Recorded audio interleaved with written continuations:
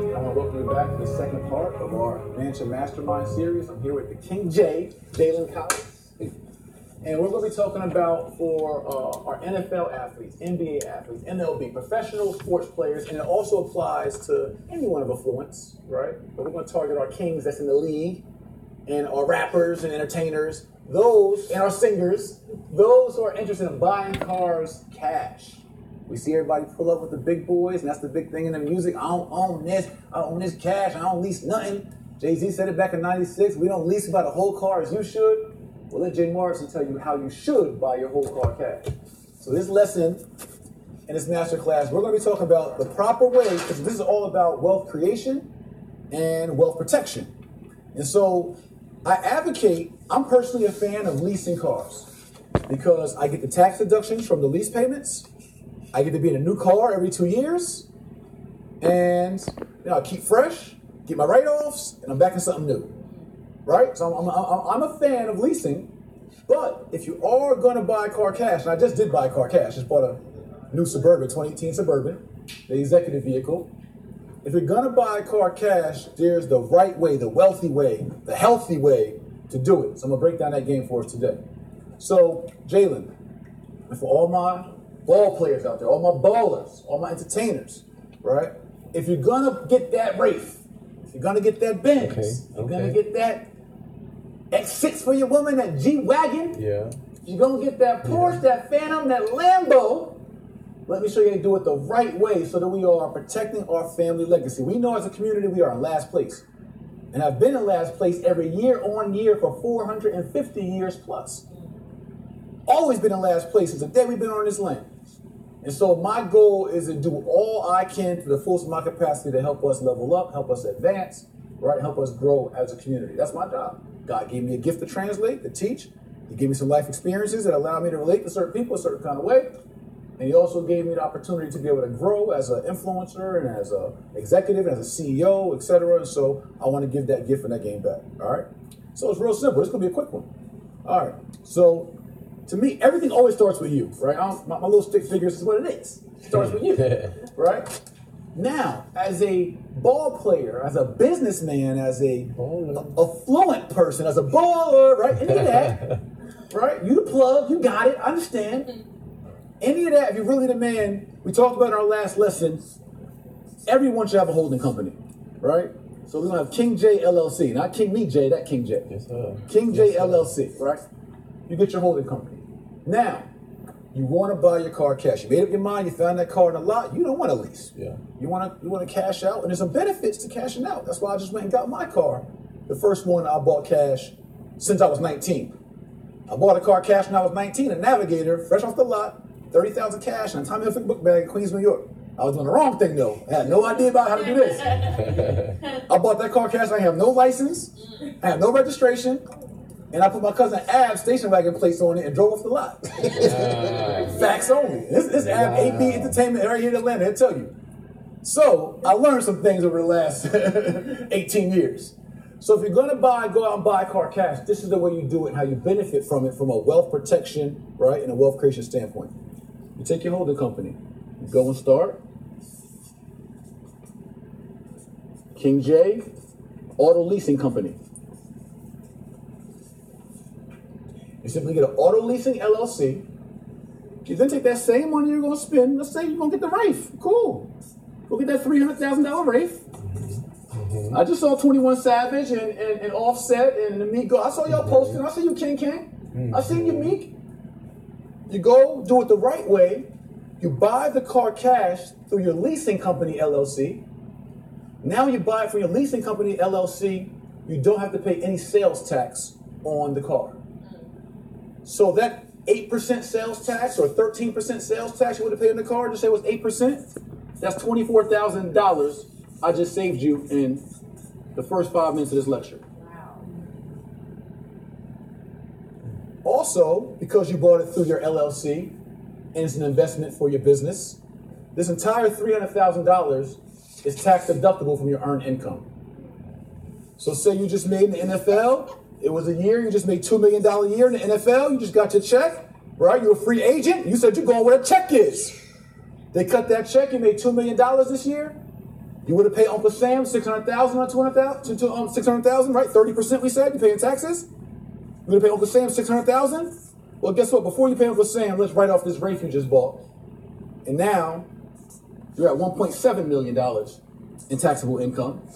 So now 30% of that, you got 1, carry the 2, 3, 4, 5. So now you're at, so you'll be at $510,000 of taxable, or, $510,000 you're paying taxes, right? So you would save $90,000 off your taxable income by writing that car off you would have bought anyway.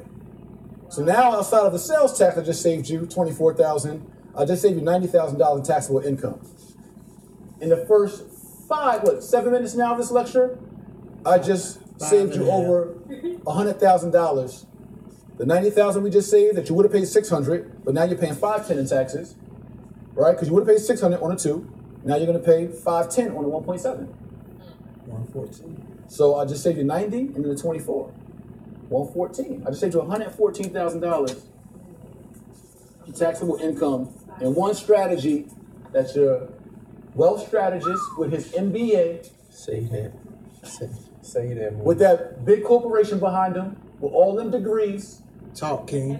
with that slick hair, Yeah. that guy you trust that he don't look like you, I just saved you $114,000.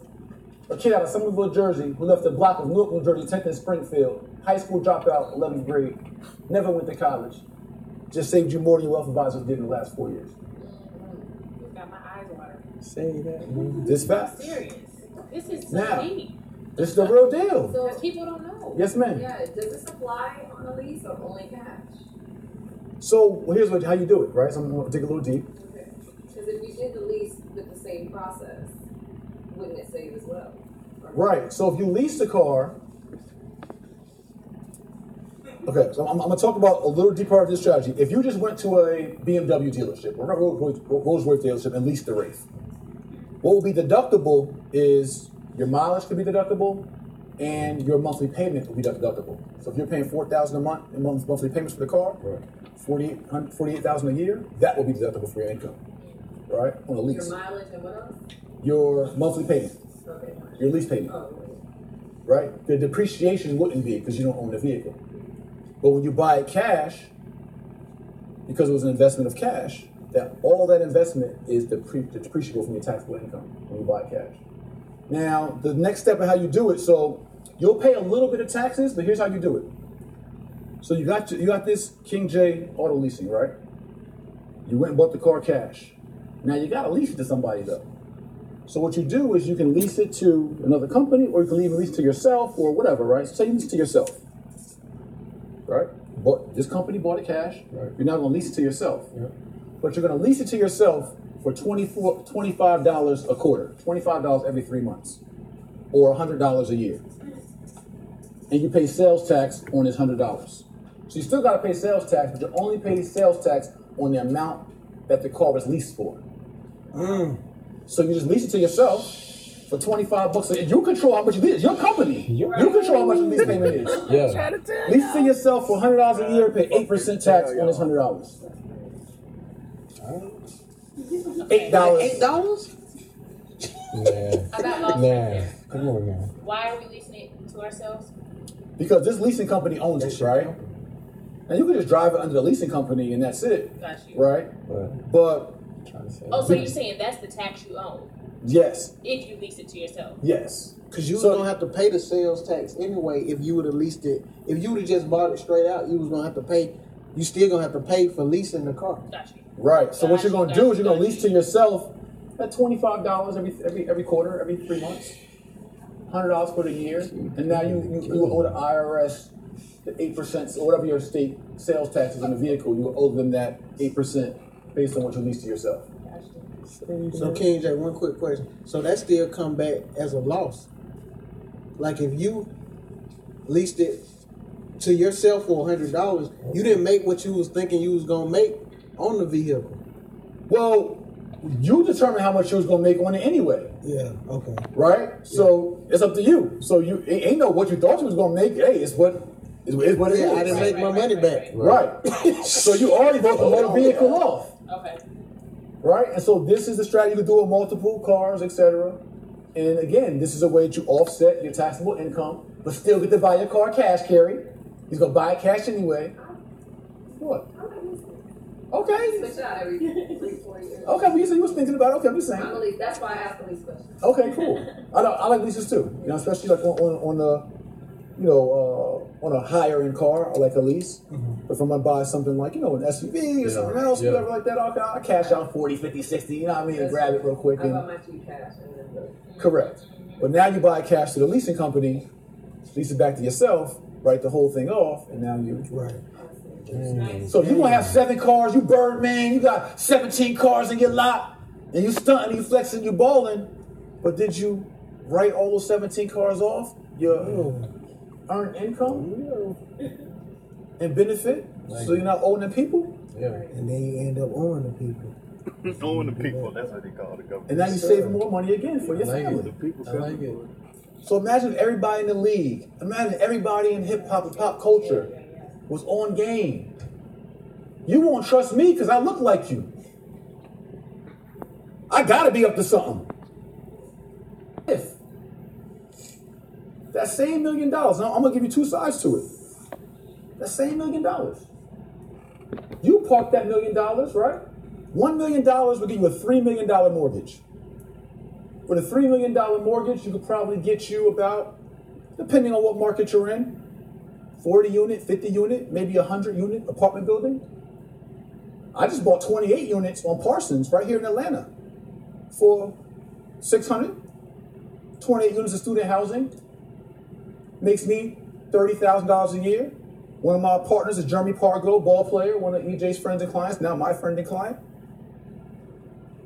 We're getting a 16% ROI. 30% cash on cash ROI. For the same money. So if you went and took the same $1 million, either bought an apartment building cash for $1 million, right? You own it free and clear. So look at two scenarios. I'm gonna get 2 scenarios here and then an additional scenario. So you went and bought the apartment building cash. You cashed out and you went and bought you a $1 million apartment building or complex. As opposed to have your money parked in this mutual fund, 401k or CD, the opportunity. You got this apartment building right here. You saved on your watches, you saved on your Wraith. You say, you know what, I'm gonna set myself up first, then I'm gonna ball out. Mind you, you bought this apartment building. Now you're bringing in from these 40 units, $40,000 a month. Say each unit's $1,000, $40,000 a month. You cashed out on it, ain't no mortgage. You charge $1,000 a unit, you got $40,000 a month coming in. You pay a property manager 10%, that's $4,000. You might pay taxes, maybe what? $6,000, $9,000, $10,000, just say. So say you got $20,000 a month in expenses, and your tax wouldn't even be that high. I mean, you would be like at really like $15,000 a month, even conservatively. And you don't got to manage it. You don't even got to see it. I don't never see my apartment building. My property manager sends me the checks. It gives me a big bag of quarters from my washing machines. Every few months, I get a big bag of quarters. I got 2 big bags of quarters sitting in our bedroom. Bitch, quarters. They're my daughter's quarters. It's quarters for my daughters. I don't even do quarters. So now you got this rental income coming in. So just say net profit, you're $25,000 a month net profit. You do the math. That's $300,000 a year. Off the same $1 million you have parked at your 7.5%. Wait, I'm not done yet. Not only were you able to make the cash flow of times 12, $300,000 a year off the same $1 million. Maybe you came and hired me to be your coach. I charge a fee to be your coach. My time is worth money. And I charge a percentage of the profits. So maybe you pay me a fee to be coaching and just say, and my fee's not, but say my fee was 100 grand. So my fee was 50 grand. My fee was 25 grand, you still won't want to give it to me because I look like you. Even though if I charge you 25 or 100 grand to teach you all this and walk you through it for you to make 200 grand in profit, you would never say, damn, bro, I was only making 75 with him. You just put me 125 to the good. Why do I care about what I paid you? You have a problem paying me because I look like you.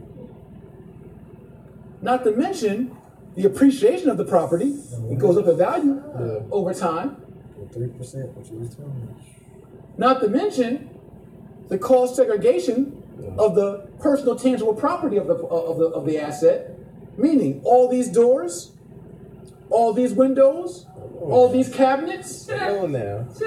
So now off this 40-unit building, we have $700,000 of what's called cost segregation or personal tangible property that we talked about in lesson 1 that you can write off your earned income. So now how much we said you made? $2 million on that contract? Yeah. So now if you're $2 million contract, you just wrote off the personal tangible property of this asset, $700,000. So now you're only paying $1.3 million or taxable income is $1.3 million. So instead of paying $600,000 in taxes, you're now paying $680,000 or whatever that number is. You'll be paying 30% of this 1.3, so that's 9.3. So actually $390,000. Excuse me.